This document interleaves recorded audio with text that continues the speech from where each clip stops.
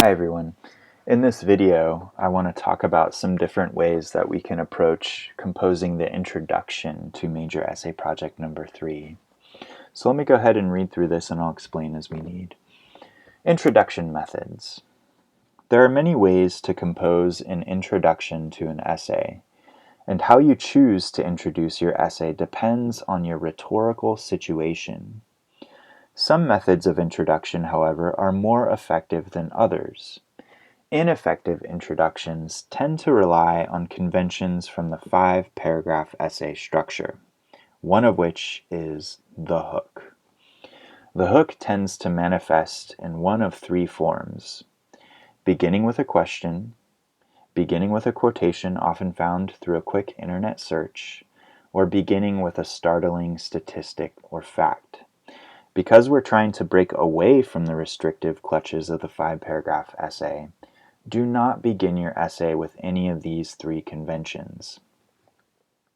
Let's pause for a sec. I just want to explain this a little bit. So in the 5-paragraph essay structure, we're encouraged to begin our essays with what we would call a hook, the thing that's supposed to grab the attention of our readers, right? Now, usually how this hook ends up looking, or what we tend to do, is we tend to begin our essay with a question. Have you ever wondered about X, Y, or Z? Whatever the case might be. So directly asking our readers, have you ever wondered this? Or asking them some sort of question. Or we might begin with a quotation that we just found really quickly on the internet about whatever our topic might be. According to Benjamin Franklin, blah, blah, blah, whatever the quote might be. And then we might also begin with a startling statistic or fact, something that's supposed to shock the reader. 1 in 3 Americans haven't thought about how to compose their essay introduction. Whatever the case might be, I'm being a little silly here, but so I want you to avoid beginning your essay with one of those 3 methods, okay? Because they are carryovers of the 5-paragraph essay structure, and what we're trying to do is move into a more sophisticated understanding of writing, right? And so if we're relying on those old habits, those old conventions, we're not doing that. We're falling back into what's comfortable for us, but we're trying to move beyond that, right? So do not begin your essay with one of those 3 methods, okay? Do not begin with a question, do not begin with a quotation, and do not begin with a startling statistic or fact. If you do one of those 3 things, figure out another way to begin your essay, okay? So then, how do we compose our essays, or compose our introductions? What are some ways that we can introduce the topics that we're discussing? So I have 4 different methods here, so let me just go ahead and break them down. So the first method you could do is use a specific example or anecdote as a springboard, meaning you begin by describing a particular example that is particularly relevant to the topic or question that you're exploring in your essay, right? And you use that example as a way to lead into your discussion of that topic. So depending on your essay's focus, it might be appropriate to begin with an example or anecdote related to your topic. This is especially effective if you plan to return to this example throughout your essay. Once you have described this example or anecdote in the appropriate amount of detail, you can begin to transition into your discussion of the issue your example concerns. So that's a way to move into your essay's focus by beginning with some kind of illustrative example or anecdote that will lead into that. And this is particularly effective if you plan to return to that example later in your essay. Another method, you might choose to describe a situation or contextualize the issue. If your goal for your essay is to explore potential causes causes of or solutions to a problem, it might be appropriate to describe the problem or issue from the outset. Provide context for your issue to allow your readers to join the discussion.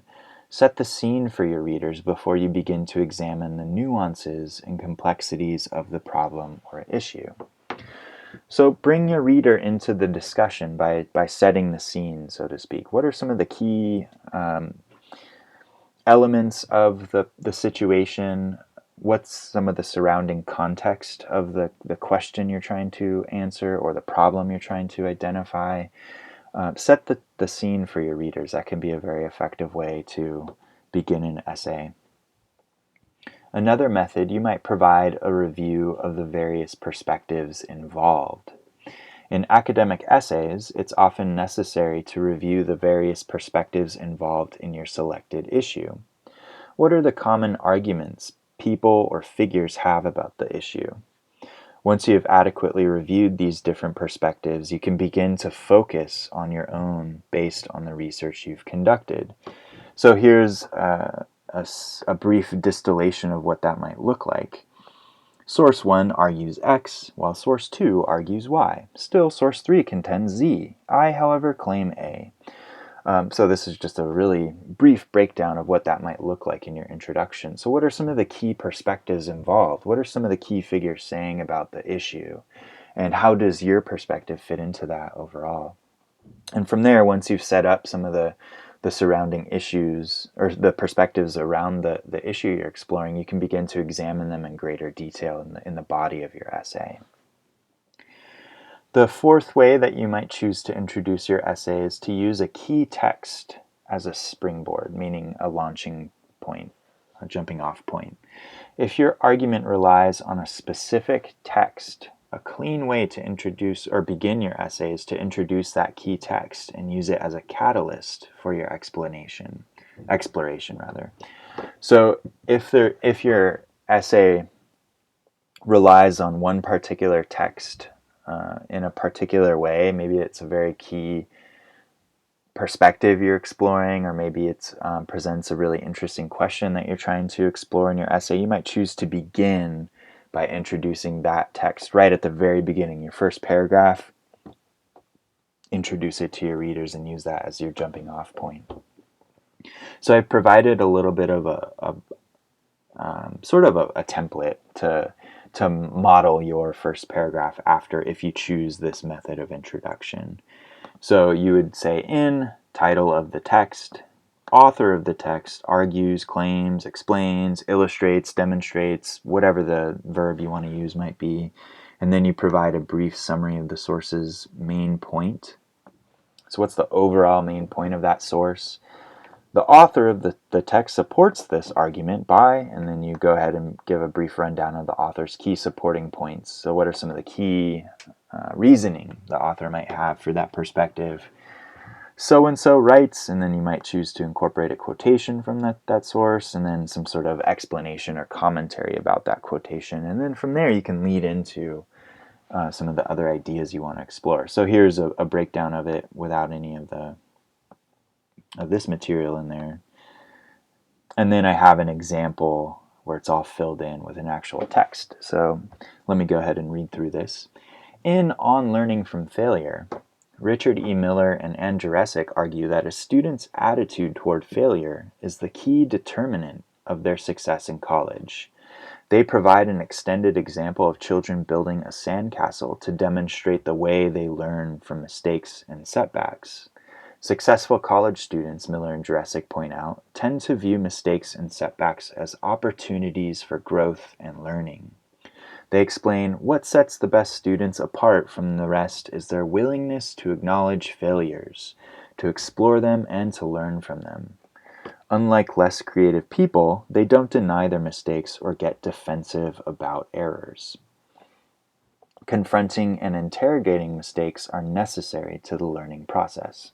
So this is just an example of what an opening paragraph might be if you chose this particular method of introducing your essay. So you can model yours after that if that's the way you're going to go.